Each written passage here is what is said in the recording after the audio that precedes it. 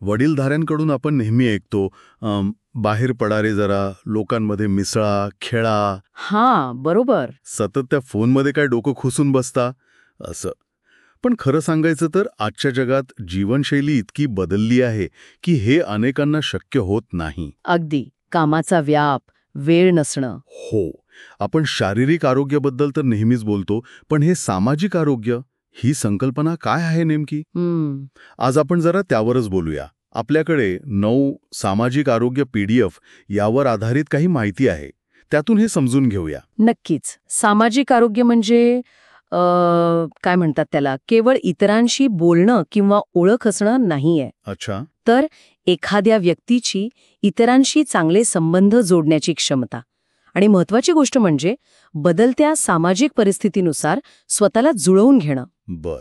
यात मग व्यक्तिमत्वाचा खंबीरपणा येतो, मित्र आणि नातेवाईकांचं चांगलं नेटवर्क असणं, आत्मविश्वास, इतरांबद्दल आदर, विश्वास, या सगळ्या गोष्टी येतात. म्हणजे हे फक्त बाहेरच्या गोष्टींवर अवलंबून नाही, तर आतूनही माणूस कसा आहे यावरही आहे. मग हे आरोग्य नेमकं कशावर टिकून असतं? कोणते घटक महत्वाचे आहेत? हो, बरेच घटक आहेत. सगळ्यात महत्वाचं म्हणजे मूलभूत गरजा. अन्न, वस्त्र, निवारा आणि वेळेवर औषधोपचार मिळणं. म्हणजे जगण्याच्या ज्या बेसिक गोष्टी आहेत त्या. अगदी.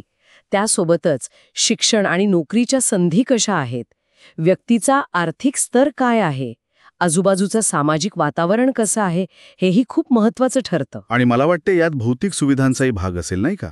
म्हणजे पाणी, स्वच्छतागृह. बरोबर. चांगल्या वाहतूक सुविधा, मुलांना खेळायला मैदानं, बागबगीचे, या गोष्टी उपलब्ध आहेत की नाही यावरही अवलंबून आहे. आणि अर्थातच सामाजिक सुरक्षितता. समाजात आपल्याला कशी वागणूक मिळते हे पण तितकंच महत्वाचं. निश्चितच. या सगळ्याचा एकत्रित परिणाम आपल्या सामाजिक आरोग्यावर होत असतो. हे घटक तर कळले, पण मग सध्याच्या काळात या सामाजिक आरोग्याला धोका कशापासून आहे? कारण ताणतणाव वाढलाय हे तर आपण सगळेच अनुभवतोय. हो, ताणतणाव हा एक खूप मोठा म्हणजे प्रमुख धोका आहे. कशामुळे येतो हा एवढा ताण? एक तर वाढती स्पर्धा, कामाचं प्रेशर, विभक्त कुटुंब पद्धतीमुळे आलेला एकाकीपणा. काही कुटुंबांमध्ये अजूनही मुलामुलींमध्ये भेदभाव केला जातो. मुलींवर जास्त बंधनं वगैरे. बरोबर.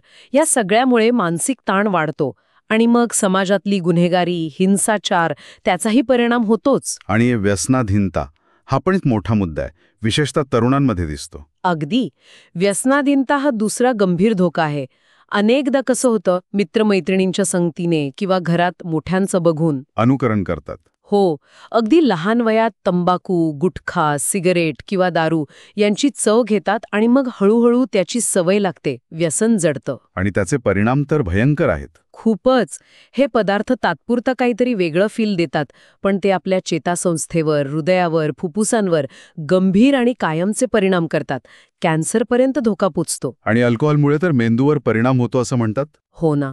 विचार करण्याची क्षमता कमी होते, स्मरणशक्ती जाते आणि आयुष्यमानही कमी होतं. तिसरा धोका म्हणजे मला वाटतं तंत्रज्ञानाचा अतिवापर. मोबाईल, इंटरनेट आजकाल हे टाळणंच खूप कठीण झालंय. बरोबर. पण अतिवापर आणि गरजेपुरता वापर यातला फरक समजून घ्यायला हवा. सतत मोबाईल किंवा इंटरनेटमध्ये गुंतून राहिलं की शारीरिक त्रास होतातच. थकवा, डोकेदुखी. हो, झोप न लागणं, विसरभोळेपणा वाढणं, सांधेदुखी, हे सगळं होतं. पण त्याहून गंभीर म्हणजे माणसं एकलकोंडी बनतात. म्हणजे लोकांशी प्रत्यक्ष बोलणंच कमी होतं. अगदी. आणि मग इतरांबद्दलची सहानुभूती, संवेदनशीलता कमी होते, स्वार्थीपणा वाढतो. यातूनच मग कधीकधी सेल्फीसाईड सारखे प्रकार. अरे देवा. हो. किंवा रस्त्यावर अपघात झाला तरी लोक मदत करायच्या ऐवजी व्हिडिओ काढत बसतात. हे कशामुळे होतं? तर ती संवेदनशीलता कमी झाल्यामुळे. हे खरंच चिंताजनक आहे. आणि यात अजून एक भर पडलीये सायबर गुन्ह्यांची. हो, सायबर गुन्हे हा चौथा मोठा धोका. ऑनलाईन फसवणूक, बँकेतून पैसे जाणं, ATM पिन चोरणं किंवा महत्वाची माहिती हॅक करणं. खोट्या नावाने अकाउंट उघडून त्रास देणं. बरोबर. बनावट सोशल मीडिया प्रोफाईल्स, दुसऱ्याचे लिखाण किंवा कलाकृती चोरणं म्हणजे पायरसी, हे प्रकार खूप वाढले आहेत. अर्थात यावर आपल्याकडे माहिती तंत्रज्ञान कायदा 2000 आहे, त्यात शिक्षेची तरतूद आहे. हे सगळे धोके ऐकून खरंच वाटतं की यावर काहीतरी करायला हवं. मग हे जे ताणतणाव आहेत किंवा हे धोके यांचं व्यवस्थापन कसं करायचं? हो, पण चांगली गोष्ट म्हणजे यावर उपाय नक्कीच आहेत. ताण कमी करायचा सगळ्यात चांगला मार्ग म्हणजे संवाद. बोलणं. हो, मित्र, कुटुंबीय किंवा आपले विश्वासू शिक्षक असतील त्यांच्याशी मनमोकळ्या गप्पा मारणं, आपल्या भावना व्यक्त करणं खूप महत्वाचं आहे. आणि छंद जोपासणं, त्याचाही उल्लेख आहे. मला ती हास्य मंडळ कल्पना खूप आवडली. हो, छंद खूप मदत करतात. वाचन, संगीत, चित्रकला, बागकाम किंवा कोणताही खेळ, नृत्य. मन दोन्ही ताजतवानं राहतं, एकाग्रता वाढते. निसर्गाच्या जवळ जाण्याने पण फरक पडतो असं दिसते. नक्कीच.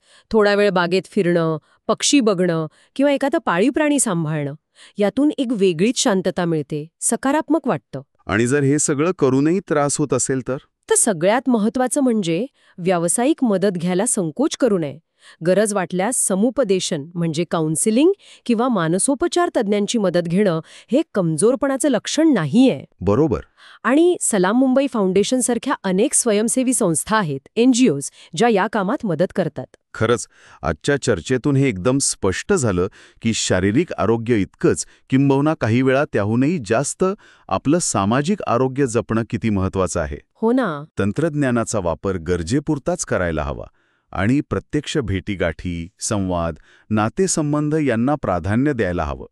आणि जाता जाता एक विचार करण्यासारखा मुद्दा माझ्या मनात येतोय. हां, आपण सगळेच या डिजिटल जगात इतके गुरफटलो आहोत, जिथे संवाद अनेकदा फक्त स्क्रीनपुरताच मर्यादित राहतो. मग अशा वेळी आपल्या भावना त्या नेमकेपणाने व्यक्त करण्याची क्षमता आणि त्याहून महत्त्वाचं म्हणजे इतरांच्या भावना समजून घेण्याची, ती सहानुभूती टिकवून ठेवण्याची क्षमता आपण कशी जपू शकतो किंवा कशी वाढवू शकतो? खरंय. यावर प्रत्येकाने विचार करायला हवा.